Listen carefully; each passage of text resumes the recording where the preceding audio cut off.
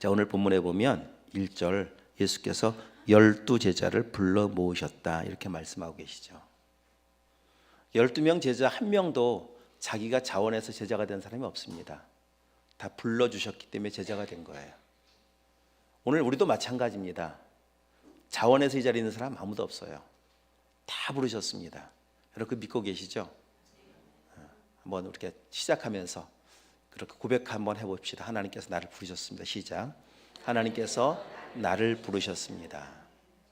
근데 예수님께서 제자들을 부르시기 전에 이미 지난번에 묵상을 했고 또 살펴보았었지만은 다시 한번 확인하는 마음으로 6장을 한번 가볼까요? 여기 누가복음 6장이에요.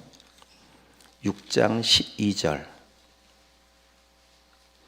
누가복음 6장 12절 함께 읽겠습니다. 이때 예수께서 기도하시러 산으로 가사 밤이 새도록 하나님께 기도하시고, 밤새도록 기도하셨다 이 말씀이 나와 있는데, 그리고 나서 그 뒤에 13절 시작. 밝음에 그 제자들을 부르사 그 중에 12를 택하여 사도라 칭하셨으니.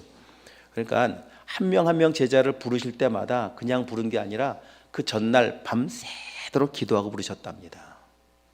그냥 부른 제자가 없다는 거예요. 그냥 지나가다가 내 마음에 드니까 넌 따라와 이런 제자 없다는 겁니다.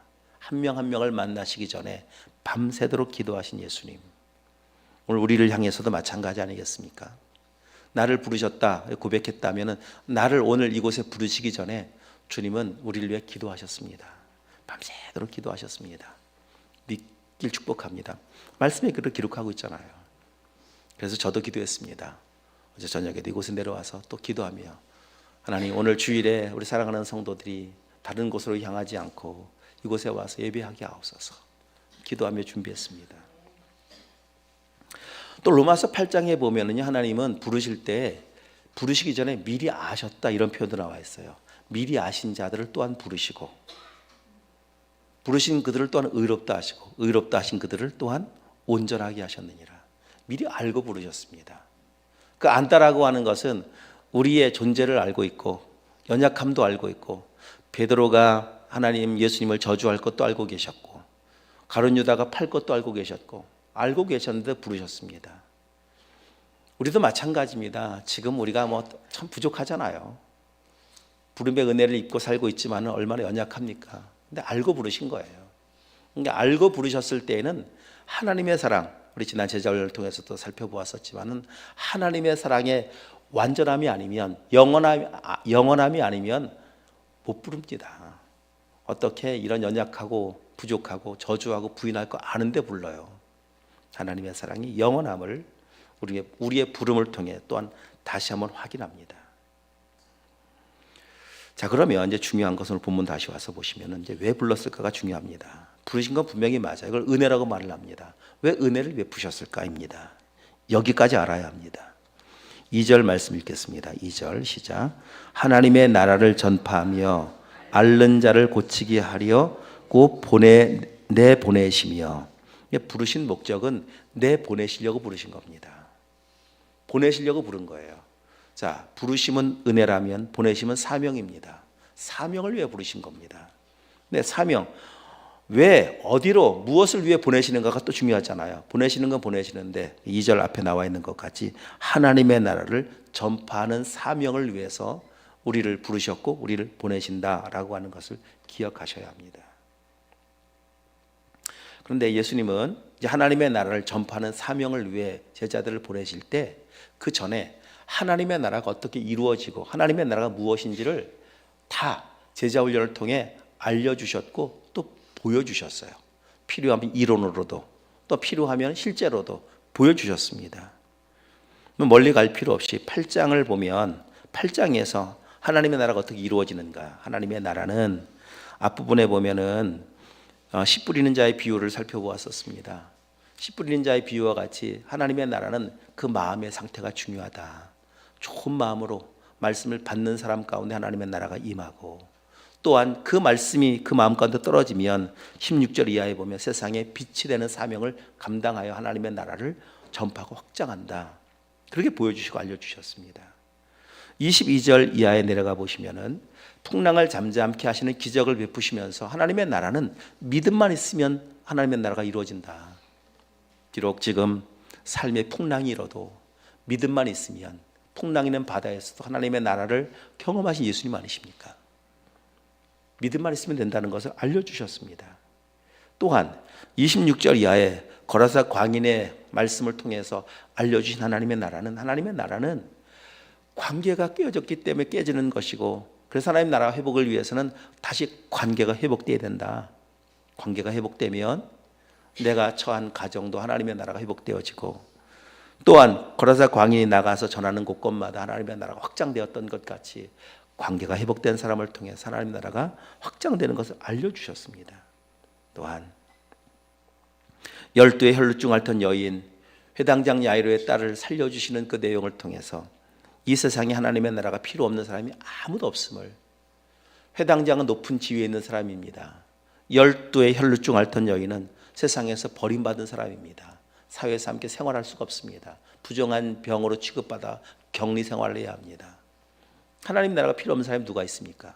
예수님이 이 땅에 오신 이유는 모든 사람에게 다 하나님의 나라를 이루어 주시려고 오신 것이고, 그리고 하나님의 나라가 이루어지기 위해서는 예수님 말씀으로 치료하시고 말씀으로 살리셨던 것 같이 하나님의 나라는 말씀이 임하는 곳에 있음을 알려주셨습니다.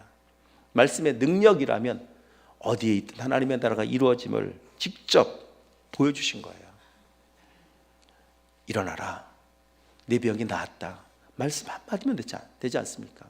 오늘 말씀이 임하여서 우리의 마음 가운데 하나님의 나라가 임하는 은혜가 있길 축복합니다.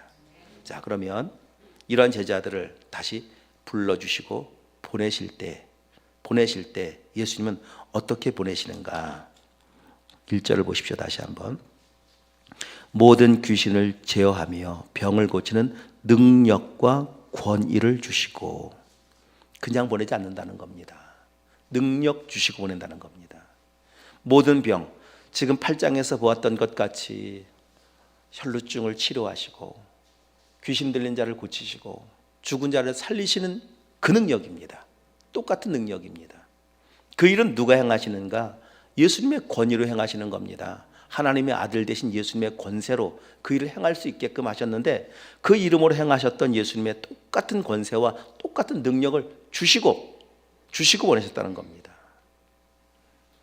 그래서 예수님의 제자들도 나가서 이 사명을 감당할 때 그 능력으로 사명을 감당했던 모습을 볼 수 있지 않습니까? 그 위에 먼저 보시면은 6절 말씀, 제자들이 나가 각 마을에 두루다니며 곳곳에 복음을 전하며 병을 고치더라. 능력을 힘입어 나갔기 때문입니다. 권세를 힘입어 나갔기 때문입니다. 제자들의 능력이 아닙니다. 주신 분의 능력이고 주신 권세를 가지고 나가니까 이런 일을 행하는 겁니다. 그래서 오늘 우리가 이제 다시 한번 이제 여기까지 말씀을 정리해 본다면, 참 나를 부르셨다. 여러분 인정하시죠? 주님이 나를 부르셨습니다. 인정하십니까? 은혜라고 하는 거 인정하신다면, 그러면 부르신 것에서 끝나는 것이 아니라 보내시는 것까지가 하나님의 계획이십니다. 나를 부르신 게 분명하다면 나도 보내시는 거예요. 앞에 있는 저에게만 사명을 주신 것이 아니라 우리 모두는 다 부름을 받은 은혜로 보냄받은 사명으로 살아가는 거예요. 그럼 내가 있는 그 자리가 하나님이 나를 보내신 자리라고 믿으십시오. 여러분의 가정이 거라사 광인에게 말씀하셨어요. 너 주님 따라가겠다고 하니까 아니다. 집으로 가라. 거기가 내가 너를 보낸 장소고 거기가 내가 감당할 사명의 자리다. 여러분 가정이 내가 보냄받은 하나님께서 나를 보내신 사명의 자리입니다. 여러분 일터가 내가 감당해야 할 사명의 자리입니다. 캠퍼스가, 여러분 학교가 사명의 자리입니다. 사명을 부여해 주시고 보내실 때는 이 능력 주셨다는 거예요. 이 능력과 권세를 주셨다는 겁니다. 아이들을, 여러분 제가 그런 표현도 썼는데, 아이들을 부모님들 마트에 보낼 때 그냥 보내나요? 아무것도 안 주고 보내요? 그래서 카드 주고 보내잖아요. 카드는 살 수 있는 물건을 살 수 있는 그 돈을 주고 보내는 거죠. 그냥 보내도 하나님 그냥 보내십니까? 우리를 빈손으로 보내십니까? 아니라니까요. 권세를 주셨어요. 능력 주셨어요. 좀 써먹으십시오. 카드를 잘 주머니에 넣고만 계시지 마시고 그 능력과 권세의 카드를 써먹으라고 주신 거예요. 누구를 위해서? 하나님을 위해서. 하나님의 나라가 세워지고 확장돼가는 이를 위해서. 여러분, 이 권세를 가지고 한 주간도 사십시오. 이 능력 가지고 내가 있는 자리가 어디든 상관없이, 어떤 일을 하든 상관없이, 여기가 내가 보낸 자리, 날 보내신 분이 하나님, 나에게 권세를 주시고 능력을 주셔서 보내셨다. 그 마음으로 기도하시면서 담대하게 이 믿음의 권세를 가지고 능력을 가지고 승리하시기를 축복합니다. 자, 그런데 보낼 때 허용하지 않은 게 또 있습니다. 뭔가를 볼까요? 자, 3절 말씀 읽겠습니다. 이르시되 여행을 위하여 아무것도 가지지 말라. 지팡이나 배낭이나 양식이나 돈이나 두 벌 옷을 가지지 말며. 그렇지, 가지지 말라고 하는 게 있죠. 여기 보면 여러 가지가 다 이해가 되어지는데 지팡이는 왜 가지지 말라고 했을까? 지팡이가 어떤 용도인가 하면 여행객들에게 지팡이는 피곤한 몸을 지탱해 주게 하는 도구가 되기도 하고, 여행 중에 만나게 되어지는 위험한 상황, 짐승이든 사람이든 위험한 상황에서 대처할 수 있는 일종의 무기와 같은 용도의 도구가 지팡이입니다. 근데 그것도 가지지 말래요. 이 정도쯤 허용해도 될 것 같지 않습니까? 이 정도쯤이면. 근데 그것도 가지지 말라고 하시는 것은 하나님이 내가 너의 지팡이가 되어주마, 내가 너의 보호자가 되어주마, 내가 너의 위험한 상황에서 너를 지켜줄 것이고, 피곤할 때 내가 너를 보호해 주시고 돌보아 주마. 배낭도 가지지 말아라. 배낭에 담을 수 있는 거거든. 담는 거 그거 안 담아도 된다. 내가 너의 모든 필요를 알고 있단다. 필요할 때 내가 채워주마. 목이 마르면 내가 마실 물을 줄 것이고, 배고프면 내가 먹을 것을 줄 것이고, 옷이 필요하면 내가 옷을 줄 것이고, 내가 주마. 말씀하고 계시지 않습니까? 여기서 금하신 걸 통해서 알고 깨닫게 하시는 것은 무엇인가 하면, 하나님의 나라는 믿음으로 세우는 나라라는 겁니다. 돈으로 세우는 나라가 아니고. 왜? 우리가 하나님의 은혜를, 하나님의 나라의 은혜를 믿음으로 받았잖아요. 우리 고백했던 찬양과 같이 돈으로도 못 가요, 힘으로도 못 가요. 오직 믿음으로 가는 나 하나님의 나라. 여러분, 그렇게 해서 부르심 받고 은혜 받은 거 아닙니까? 그 은혜로 하나님의 나라를 세워간다면 다른 것 하나도 필요 없다. 다른 것 없어도 너희 안에 하나님의 나라가 임하면, 너희 안에 하나님의 나라가 있으면 그것으로 충분하고, 하나님은 아무것도 없어도 하나님의 나라를 세울 수 있다는 것을 말씀해 주시려고 가지지 말라고 말씀하시는 거예요. 여러분, 지금 아무것도 없어도, 무엇을 가지고 있느냐, 무엇을 소유하고 있느냐가 중요한 것이 아니라 아무것도 없어도 돼요. 내 안에 하나님의 은혜가 있으면 그 하나님의 은혜는 하나님의 나라로 세워가거든요. 충분합니다. 내 안에 믿음이 있으면 그 믿음은, 내 안에 있는 생명 되신 예수님은 환경을 초월하는 하나님의 나라를 누리게 하는 그 능력 아니겠습니까? 그래서 제자들이 나가서 하나님의 나라를 전하기 시작한 겁니다. 로마서 14장 17절 이런 말씀이 있습니다. 하나님의 나라는 먹는 것과 마시는 것이 아니 오직 성령 안에 있는 의와 평강과 희락이라. 성령 안에 있습니다. 그리고 하나님의 나라를 누리기 위해서 제자들처럼 나가면 돼요. 보내시는 곳을 향해서 나가면, 가라고 하면 가면 되는 거고요. 나가니까 아까 읽었던 말씀과 같이 두루 다니며 곳곳에 복음을 전하며 병을 고치고, 순종하니까 하나님의 나라가 이루어집니다. 여러분, 순종하는 걸음 되시길 축복합니다. 순종하여 나가면 그곳에 하나님의 나라가 있어요. 우리 지난 여름 선교를 통해서도 이런 은혜를, 겨울 선교를 통해서 은혜를 나누었습니다. 여러분, 이런 선교에 동참해 보시는 은혜가 있길 축복합니다. 우리 뭐 다 삶이 선교의 자리인 건 분명히 맞지만은, 이런 단기 선교의 시간을 통해서 하나님의 나라가 어떻게 이루어지는가를 더 분명하게 경험할 수 있거든요. 올 여름에도 우리 많은 성도들, 우리 학생들, 특별히 청년들 동참하는 은혜가 있길 축복합니다. 말씀에 순종하여 믿음으로 도전하는 그곳에 하나님의 나라가 있습니다. 자, 이렇게 보내심의 길을 걸어가면서 조심해야 할 것이 있음을 알려주고 있어요. 가짜 하나님의 나라가 이 세상에 있거든요. 가짜 천국, 가짜 왕국이 있거든요. 거기 어딘지 성경이 말씀해주고 있습니다. 7절, 분봉왕 헤롯이 이 모든 일을 듣고 심히 당황하니, 여기 분봉왕 헤롯이 등장을 합니다. 왕이기 때문에 헤롯은 왕궁에 살고 있습니다. 그는 당시에 갈릴리와 베레아 지역을 다스리는 분봉왕이었습니다. 자, 왕궁, 사람들이 다 좋아하는 곳 아닙니까? 가고 싶어하는 곳 아닙니까? 왜 그렇게 왕궁을 좋아합니까? 왜 그렇게 높은 자리를 좋아합니까? 그 이유는 다시 이제 살펴볼 겁니다. 이런 이유 때문이에요.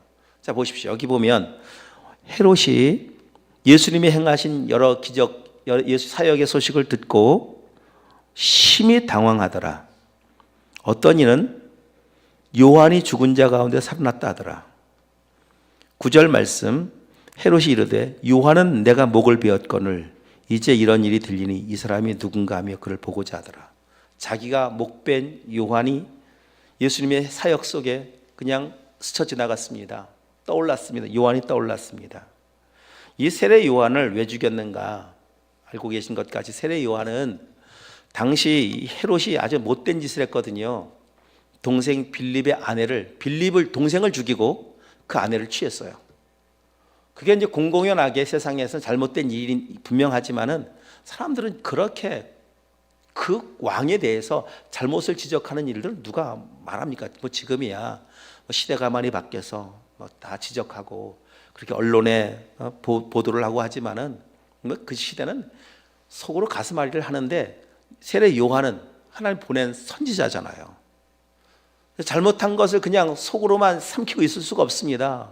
그래서 잘못한 걸 지적하기 시작했습니다. 사람들한테 이야기하기 시작했습니다. 그러면 안 된다라고. 그래서 눈에 가시가 됐죠. 세례 요한의 옥에 갇혔습니다. 특히 더 세례 요한에 대해서 앙심을 품은 사람이 누구냐? 그래서 부인된 사람이에요. 헤로디아입니다. 그 헤로디아의 딸이 이 헤롯의 생일날 춤을 춥니다. 너무 기분이 좋아서 헤롯이 이렇게 이야기하죠. 딸아, 뭘 해줄까 너에게? 딸이 어머니에게 저로 달려가죠. 엄마, 아버지가 다 해준데 뭔가 뭘 해달라고 그럴까? 저 감옥에 있는 세례 요한의 목 베우라고 그러라. 그래서 세례 요한이 죽습니다. 그래서 죽인 거예요. 그렇게 해서 세례 요한이 헤롯에 의해서. 그 세례 요한이 떠오른 겁니다. 지금.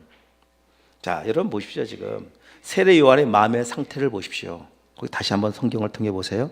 심히 당황하더라.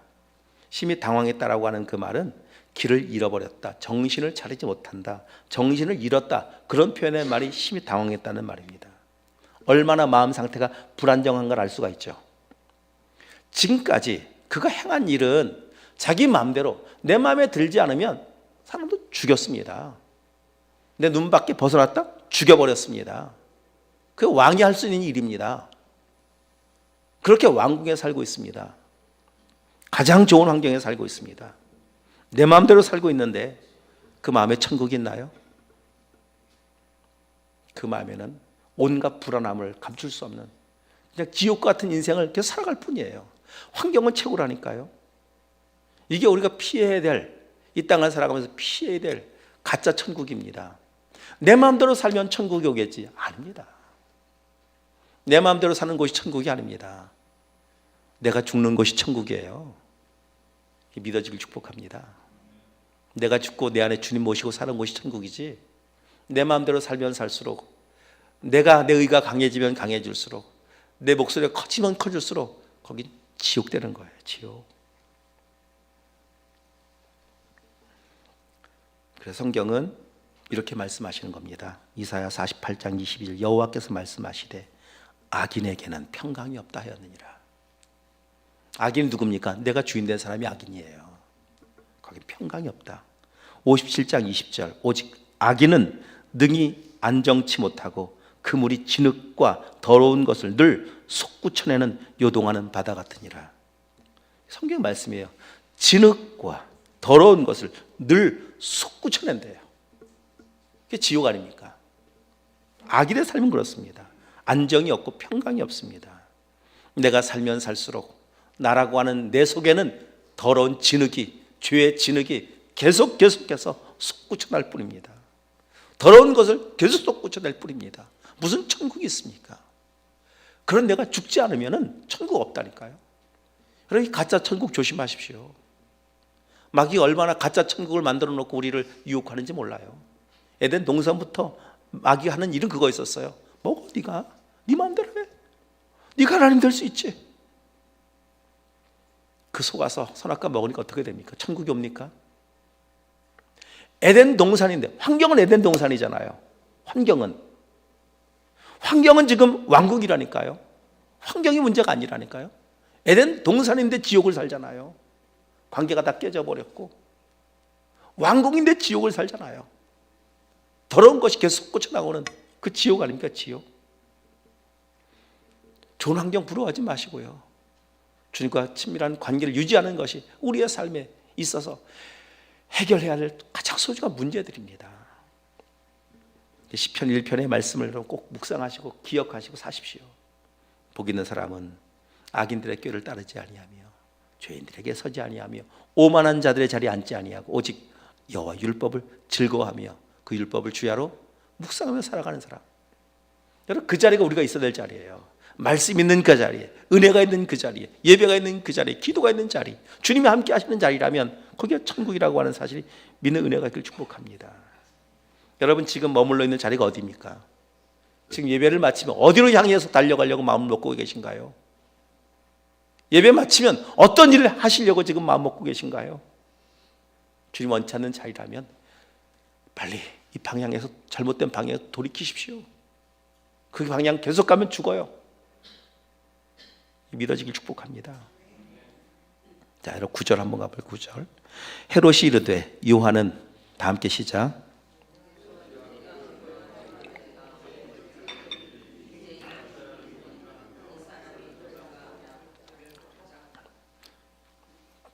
예수님을 향해서 보고자 한다고 헤롯이 나와 있습니다. 자, 예수님이 어떤 분인가, 정말 만나도 만나고 싶다, 그런 마음이었을까 헤롯이? 그런 마음이었으면 만났죠. 그렇죠? 정말 그런 구도자의 마음 가지고 나도 주님 만났으면, 나도 주님의 은혜를 입어봤으면 했으면 반드시 만납니다. 근데 못 만나요.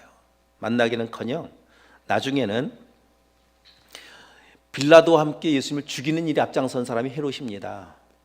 그러면 지금 보고자 했다라고 하는 그 말은 무슨 말인가 하면 예수도 제거해버리겠다는 거예요. 그래서 내 마음에 들지 않으면, 내 눈에 거슬리는 가시와 같은 존재라면 다 필요 없다. 이게 헤롯의 안타까움입니다. 분명히 세례 요한을 통해서도 그랬었고 예수님을 통해서도 마찬가지였고 만날 수 있는 기회가 그에게 주어졌는데, 분명히 그에게 만날 수 있는, 은혜 입을 수 있는 기회가 있었는데 놓친 거 아니겠습니까? 그래서 지옥 가면은 모든 사람들이 다 그냥 후회하면서 보내는 거 아닙니까? 후회. 그때 기회가 있었는데, 그때 나도 복음 듣고 그때 영접할 수 있었었는데 다 때를 놓친 것뿐이지 기회는 모두에게 다 주어져 있습니다. 자, 다시 한번 정리합니다. 환경으로 천국과 지옥을 결정하지 않습니다. 천국은 하나님의 은혜가 임한 곳, 하나님과 관계가 회복된 곳을 천국이라고 말을 합니다. 천국이, 우리 살아가는 이 세상의 환경이 천국 같아 보여도 관계가 다 깨어지면 지옥인 것을 지금 이제 보여주고 있는 거예요. 또한 아무리 이 세상이 밑바닥 같아 보여도 주님이 함께하면 천국인 것을 성경 그 다음 내용을 통해 보여주고 있습니다. 자, 10절 이하의 내용입니다. 10절 이하에.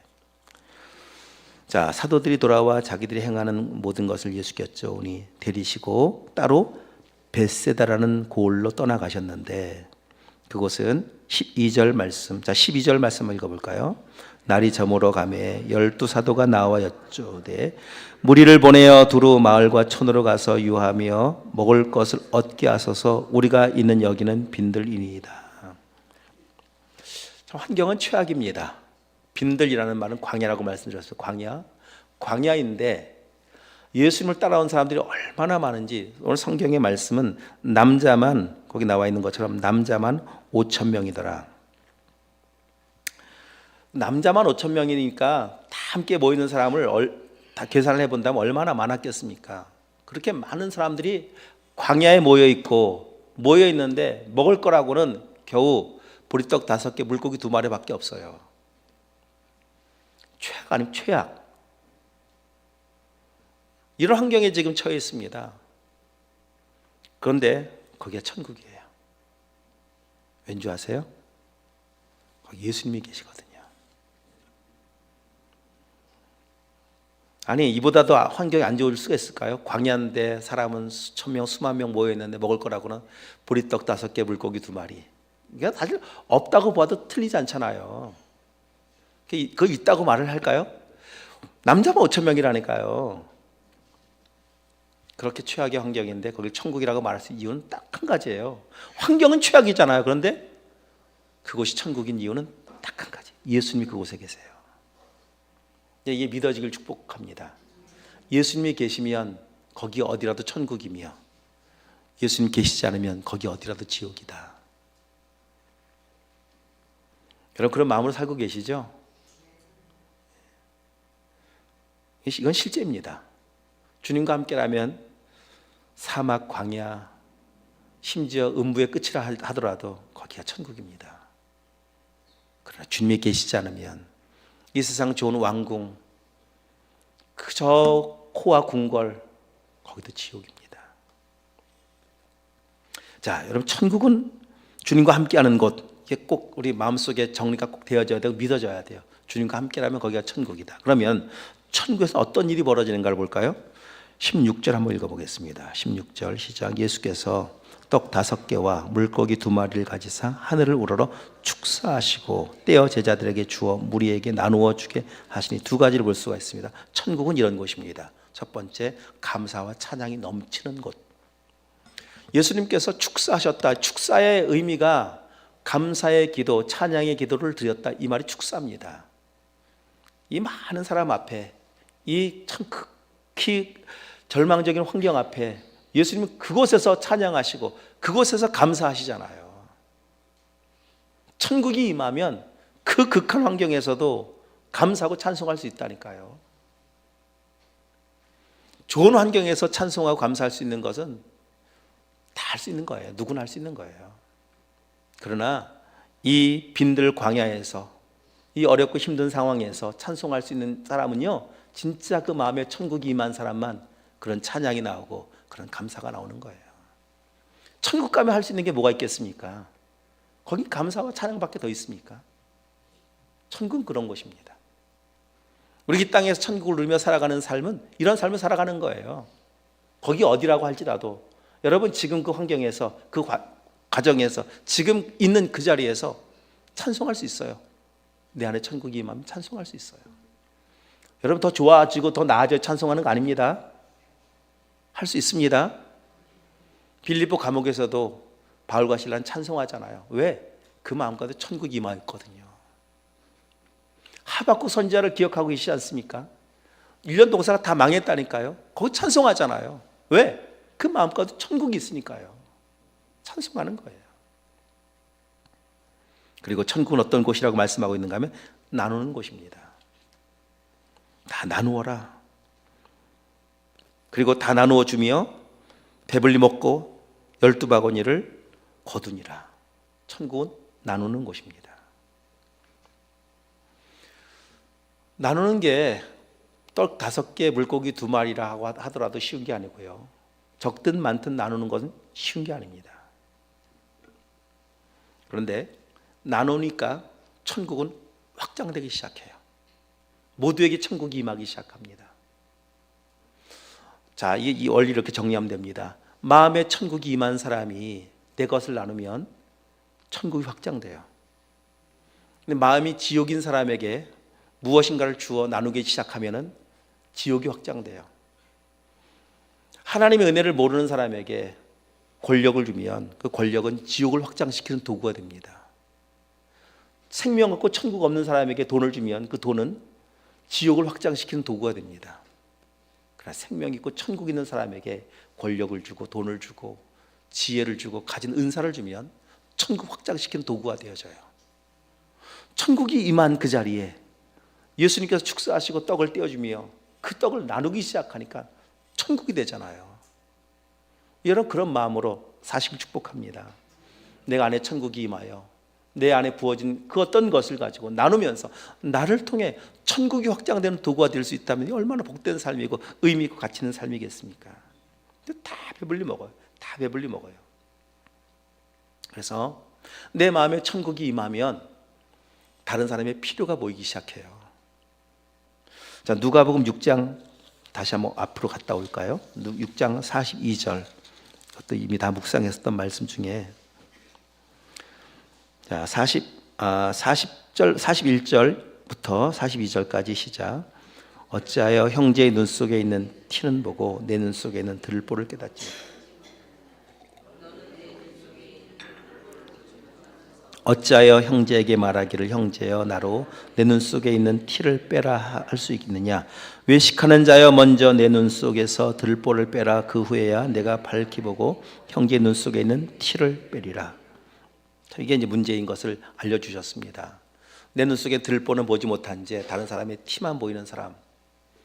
제가 이제 묵상 말씀 나눔을 통해서도 적어드렸지만은 진짜 은혜가 임하면 이렇게 살아가는 정상입니다. 은혜가 임하면 내 눈 속에 들보가 보이는 사람이에요. 내가 참 문제구나. 이게 들보잖아요. 들보.